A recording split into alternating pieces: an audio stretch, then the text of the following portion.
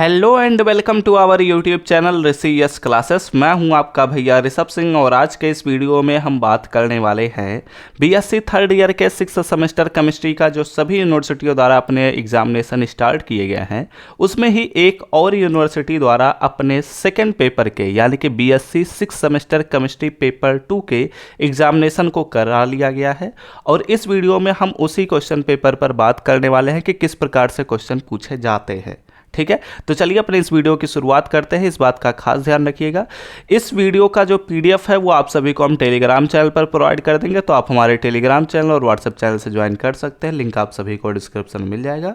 और इस चैनल पर पहली बार आए होंगे, अपने तैयारी को सबसे बेहतर बनाना चाहते हैं तो जरूर सब्सक्राइब करने के साथ बेल आइकन को ऑल पर सेलेक्ट कर लीजिएगा। ठीक है, अब चलिए एक एक करते हुए इस वीडियो की हम शुरुआत करते हैं। सबसे पहले तो यह बात जान लीजिए कि यह जो क्वेश्चन पेपर है यह VVSPU यूनिवर्सिटी का है, जिसके पेपर फर्स्ट को हम ऑलरेडी डिस्कस कर चुके हैं। उस पर वीडियोज आप सभी को प्रोवाइड कर चुके हैं, तो उस वीडियो को आप लोग जरूर ही देखे होंगे। अगर नहीं देखे हैं तो आप लोग चैनल के वीडियो सेक्शन में जाकर चेकआउट कर सकते हैं। ठीक है, और इस वीडियो में हम बात करने वाले हैं कि हमारे पास जो बीएससी थर्ड ईयर के 6th सेमेस्टर केमिस्ट्री का जो हमारा पेपर है chemical energetics and radio chemistry, उसी के ही क्वेश्चन पेपर को हम डिस्कस करने वाले हैं, जो कि VVSPU यूनिवर्सिटी द्वारा कराया गया है।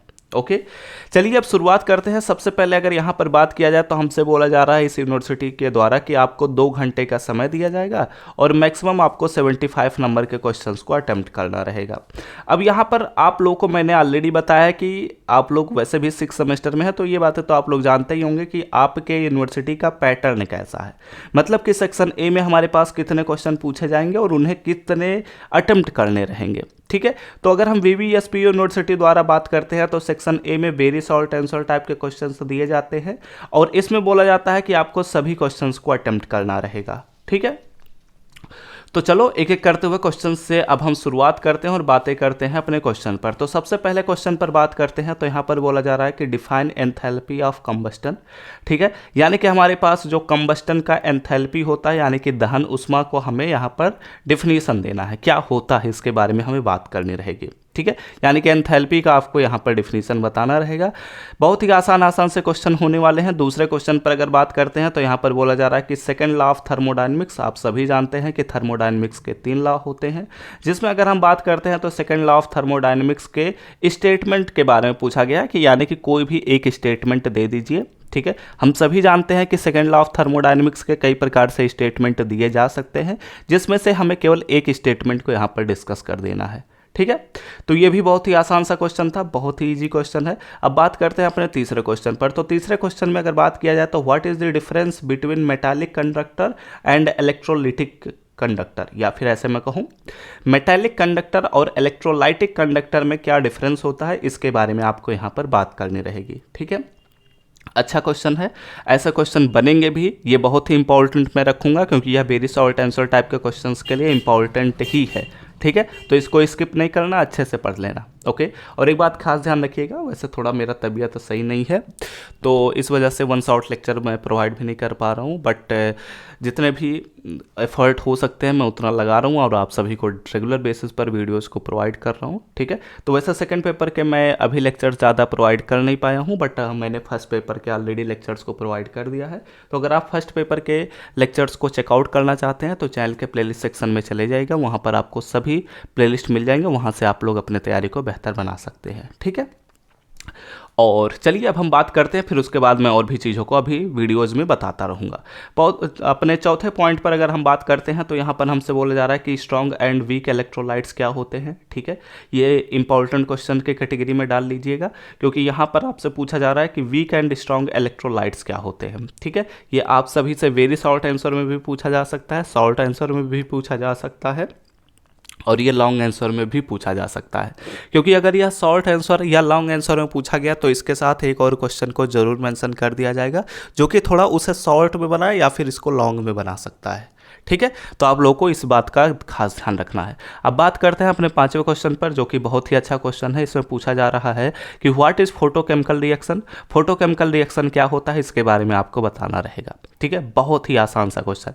इतने अच्छे अच्छे क्वेश्चन यहाँ पर पूछे गए हैं इस यूनिवर्सिटी द्वारा, मुझे नहीं लगता कि किसी बच्चे के द्वारा इससे ये क्वेश्चन छूटे हुए होंगे। अगर हम बात करते हैं क्वेश्चन नंबर 6 पर, तो यहाँ पर बोला जा रहा है कि ideal solution and non ideal solution क्या होता है। ये भी बहुत ही अच्छा क्वेश्चन, ठीक है, और इनके बीच का डिफरेंस भी आप लोग अगर लिख देते हैं तो और भी अच्छी बात रहेगी। यहाँ पर बोला जा रहा है क्वेश्चन नंबर 7 में कि give an example of adsorption. Adsorption का एक हमें यहाँ पर एग्जांपल देना है, यानी कि एग्जांपल देने से पहले आपको डिफिनीशन देना पड़ेगा, फिर उसके बाद एग्जांपल्स देंगे, तो आपको 3 नंबर का क्वेश्चन है ना, तो आप लोग अच्छे से तैयार करिएगा। ठीक है, 3 नंबर का क्वेश्चन है, कम से कम अच्छे से अच्छा तरीका लिखिए। ठीक है, क्योंकि जितने ज़्यादा अच्छा लिखेंगे उतने ही अच्छे नंबर भी मिलेंगे। यहाँ पर बात करते हैं, ये क्वेश्चन थोड़ा हो सकता है अगर कोई बच्चा नहीं पढ़ा होगा तो नहीं कर पाएगा, बट ये फिर भी अच्छा क्वेश्चन है कि right the complete nuclear reaction. यहाँ पर एक न्यूक्लियर रिएक्शन है, इसको हमें कंप्लीट करना है कि क्या होता है। ठीक है, तो वैसे अगर आप नॉर्मली देखेंगे और आपका कॉमन सेंस भी अगर काम किया तो आप लोग इस रिएक्शन को बहुत ही आसानी से कर ले जाएंगे। ठीक है, अब बात करते हैं अपने क्वेश्चन नंबर 9 पर, तो यहाँ पर बोला जा रहा है कि what do you mean by half life period of radio active element. ठीक है, रेडियो एक्टिव एलिमेंट का हाफ लाइफ पीरियड से आप क्या समझते हैं, इसके बारे में हम यहाँ पर हमें डिस्कशन करना रहेगा, यानी कि यूनिट 8 से हमारे पास एक क्वेश्चन पूछा जा रहा है।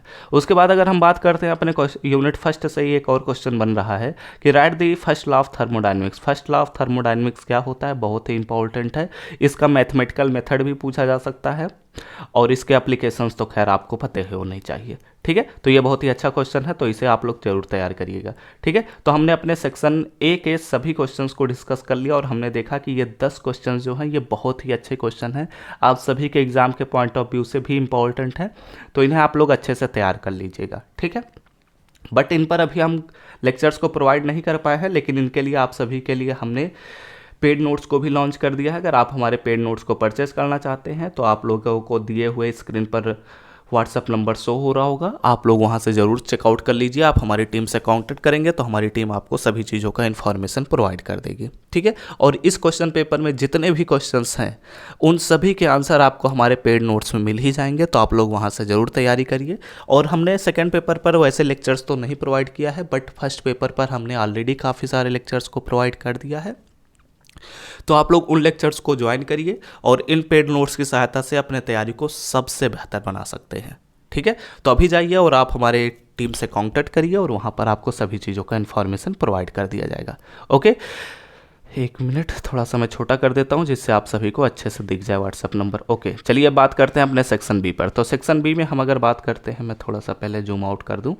ठीक है, सेक्शन बी पर अगर हम बात करते हैं तो इसमें हमारे पास इस यूनिवर्सिटी द्वारा हमारे पास शॉर्ट आंसर टाइप के क्वेश्चंस पूछे जाते हैं, जिसमें अगर बात किया जाए तो हमें 3 क्वेश्चंस को अटेम्प्ट करना रहता है और हर क्वेश्चन पर हमें 10 नंबर दिए जाएंगे। इस प्रकार 30 नंबर के क्वेश्चंस को यहाँ पर अटेम्प्ट करना है। ठीक है, लीजिए, जो बात मैंने बोला था वो क्वेश्चन आप सभी के सामने देखने को भी मिल गया। ठीक है, यहाँ पर पूछा जा रहा है कि drive mathematical form of first law of thermodynamics. ठीक है, यानी कि फर्स्ट लॉ ऑफ थर्मोडाइनमिक्स का हमें क्या करना है, मैथमेटिकल फॉर्म का डेरिवेशन करना है। ठीक है, बहुत ही इंपॉर्टेंट है। ओके, आइए बात करते हैं। वैसे यह हमारा अगला ही लेक्चर था, ठीक है, but due to some reasons ये अभी अपलोड नहीं हो पाया है। ठीक है, तो जल्द ही अपलोड करेंगे। ठीक है, बात करते हैं अपने क्वेश्चन नंबर 3 पर। तो यहाँ पर हमसे बोला जा रहा है कि calculate net entropy change during reversible process. ठीक है, रिवर्सिबल प्रोसेस के दौरान जो हमारे पास एंट्रोपी चेंज होता है, नेट एंट्रोपी चेंज, उसका हमें यहाँ पर कैलकुलेशन करना है। ठीक है, तो अगर ये आप लोग पढ़े होंगे तभी कर पाएंगे, अदरवाइज ये क्वेश्चन आप सभी के लिए काफ़ी डिफिकल्ट हो सकता है। ठीक है, बट अगला क्वेश्चन उतना ही आसान होगा, क्योंकि यहाँ पर बोला जा रहा है डिस्कस अर्हीनियस थ्योरी ऑफ आयोनाइजेशन। बहुत ही फेमस क्वेश्चन है, तो मुझे नहीं लगता कि ये कोई बच्चा छोड़ कर गया होगा। अगर आप लोग हमारे पेड नोट्स को परचेज किए ही होंगे तो वहाँ पर आपको सभी चीज़ों के बारे में पता ही चल गया होगा। इंपॉर्टेंट क्वेश्चंस में मैंने ये चीज़ें बताया ही था। ठीक है, तो यहाँ पर अगर हम बात करते हैं तो यहाँ पर बोला जा रहा है कि अर्हीनियस थ्योरी ऑफ आयोनाइजेशन क्या होता है। ठीक है, इसके बारे में यहाँ पर हमें बात करना रहेगा। इसके बाद अगर हम बात करते हैं तो discuss Lewis concept of acid and bases. ठीक है, एसिड एंड बेसिस का यहाँ पर हमें लुईस कॉन्सेप्ट, यानी कि लुईस के अकॉर्डिंग जो हमारे पास कॉन्सेप्ट है एसिड एंड बेस का, वो यहाँ पर वो चीज़ डिस्कस करना है। ठीक है। इसके बाद अगर हम बात करते हैं क्वेश्चन नंबर 6 पर, तो यहाँ पर बोला जा रहा है explain Stark Einstein law of photochemical equivalence. ठीक है, फोटोकेमिकल इक्विवेलेंस के लिए जो स्टार्क आइंस्टीन्स लॉ है उसका हमें यहाँ पर एक्सप्लेनेशन देना है, इंपॉर्टेंट है। ठीक है, अच्छे से पढ़ना है। और उससे भी ज़्यादा इंपॉर्टेंट क्वेश्चन आप सभी के सामने ये रहा, right the law of osmosis.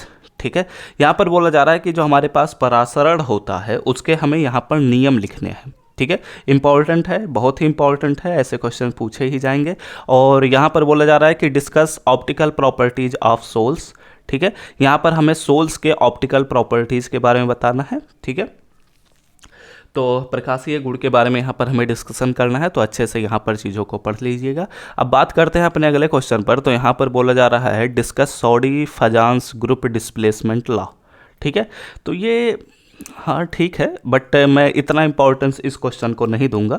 ठीक है, तो अगर आप चाहें तो इस क्वेश्चन को स्किप कर सकते हैं, बट मैं एक चीज़ पहले ही क्लियर कर देता हूँ। अगर किसी यूनिवर्सिटी के क्वेश्चन पेपर में कोई भी क्वेश्चन आप लोग देख रहे हैं तो मानकर चलिए 80 to 90% वो क्वेश्चन आप सभी के यूनिवर्सिटी में भी देखा जा सकता है। ठीक है, तो मैं तो यही सजेस्ट करूंगा कि स्किप मत करिए, हर क्वेश्चंस को अच्छे से पढ़ लीजिए। बट अगर आप चाहें तो एक दो क्वेश्चंस को स्किप कर सकते हैं। ठीक है, बट जो मैं क्वेश्चन बोलूँगा वही स्किप करिएगा, अदरवाइज आप लोग सभी क्वेश्चंस को ज़रूर पढ़िए।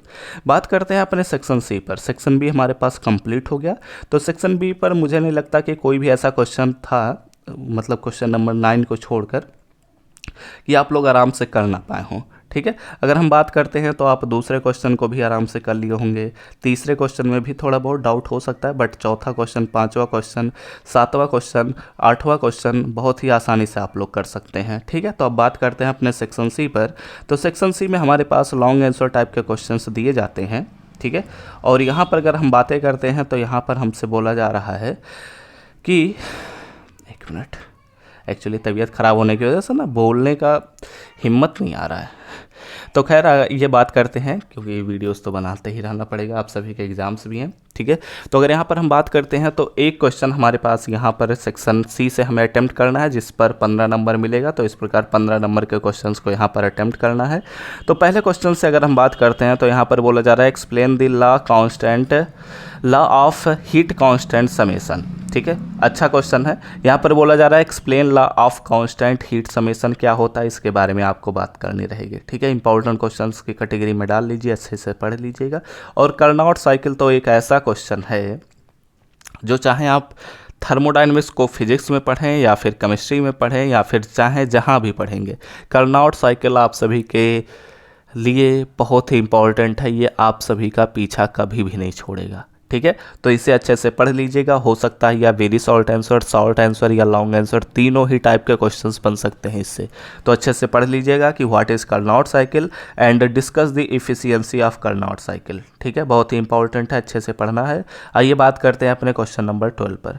यहाँ पर बोला जा रहा है कि what do you understand by the term, यहाँ पर हमारे पास ट्रांसपोर्ट नंबर पूछा जा रहा है। ठीक है, बहुत ही अच्छा क्वेश्चन है। ट्रांसपोर्ट नंबर से यहाँ पर एक क्वेश्चन बन रहा है, जो कि मैं सोचा नहीं था कि इतना अच्छा क्वेश्चन यहाँ पर बन सकता है, बट ये इंपॉर्टेंट की कैटेगरी में डाल लीजिएगा। And discuss method of determination of transport number of, यहाँ पर हमसे क्या बात पूछी जा रही है कि हिट्रॉप्स मेथड से। ठीक है, हिट्रॉप्स मेथड से हमें ट्रांसपोर्ट नंबर का कैलकुलेशन करना है, डिटर्मिनेशन करना है। ठीक है, तो इसके लिए हम सभी जानते हैं कि दो मेथड हैं, एक हिट्रॉप्स मेथड, एक बाउंड्री मेथड। तो दोनों में से कोई एक क्वेश्चन अगर ट्रांसपोर्ट नंबर से पूछा जा रहा है तो उससे वो बन जाएगा। ठीक है, तो दोनों में से आप सभी को तो यह मैं सजेस्ट करूँगा कि आप लोग दोनों को ही तैयार करिए। ठीक है, अगर आप ट्रांसपोर्ट नंबर को तैयार करते हैं तो। ठीक है, तो हमने 12 नंबर के क्वेश्चंस को डिस्कस कर लिया। बात करते हैं अपने 13 नंबर के क्वेश्चंस पर। तो यहाँ पर हमसे पूछा जा रहा है कि बफर सोल्यूशन क्या है, और यहाँ पर हमसे बोला जा रहा है कि हमारे पास डिफरेंट टाइप्स के बफर सोल्यूशंस कौन कौन से हैं, उनके बारे में यहाँ पर आपको कुछ थियरी भी लिखना है कि बफर एक्शन थियरी क्या होता है। ठीक है, okay, are you getting my point? सारी चीज़ों को समझ के होंगे। तो अब यहाँ पर हमने क्या किया, अपने इस यूनिवर्सिटी के द्वारा जितने भी क्वेश्चंस पूछे गए थे 2024 में, उन सभी क्वेश्चंस को हमने डिस्कस कर लिया है। पेपर फर्स्ट को ऑलरेडी हमने डिस्कस कर दिया है, तो आप लोग उस वीडियो को भी चेकआउट कर सकते हैं। लिंक आप सभी को डिस्क्रिप्शन में भी प्रोवाइड कर दूंगा, अदरवाइज आप हमारे चैनल पर जाकर चेकआउट कर सकते हैं। तो चलिए अब इस वीडियो को यहीं पर हम समाप्त करते हैं। उम्मीद करता हूँ सारी चीज़ें आपको समझ में आ चुकी होंगी। अगर आप इनके पेड नोट्स को परचेस करना चाहते हैं तो स्क्रीन पर दिए हुए व्हाट्सएप नंबर पर कांटेक्ट करिए और आपको हमारी टीम सभी चीज़ों का इन्फॉर्मेशन प्रोवाइड कर देगी। ठीक है, तो चलिए अब इस वीडियो को यहीं पर हम समाप्त करते हुए, उम्मीद करता हूँ सारी चीज़ें आपको समझ में आई होंगी। एंड वीडियो अच्छा लगा हो तो जरूर लाइक करिएगा, कमेंट करके जरूर हमें बताइएगा, अपने दोस्तों के साथ शेयर करना बिल्कुल मत भूलिए। इस वीडियो का PDF आप सभी को हम टेलीग्राम चैनल पर प्रोवाइड कर देंगे, तो आप हमारे टेलीग्राम चैनल से ज्वाइन कर सकते हैं। लिंक आप सभी को डिस्क्रिप्शन में मिल जाएगा। ठीक है, ओके। एंड इस चैनल पर पहली बार आए होंगे तो सब्सक्राइब करने के साथ बेल आइकन को ऑल पर सेलेक्ट कर लीजिएगा। तो हम सब मिलते हैं अपने नेक्स्ट लेक्चर में, तब तक पढ़ते रहिए, संघर्ष करते रहिए और सफल होते रहिए।